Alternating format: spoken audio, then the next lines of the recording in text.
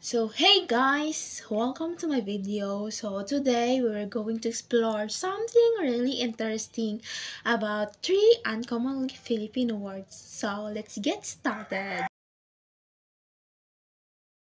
Alright, let's jump into our first uncommon Filipino words, which is gunam-gunam.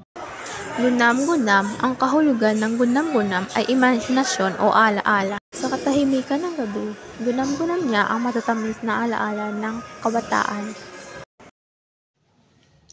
Now moving on to the second word, which is salipawpaw.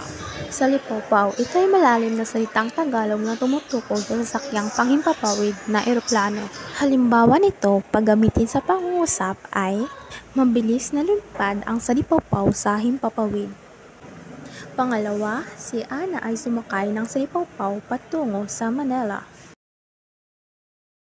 Last but not the least is duyog. Duyog. Ang salitang duyog ay ginagamit bilang katumbas na salitang eclipse sa Ingles. Halimbawa, nasilayan namin kagabi ang kakaibang ganda ng duyog ng buwan.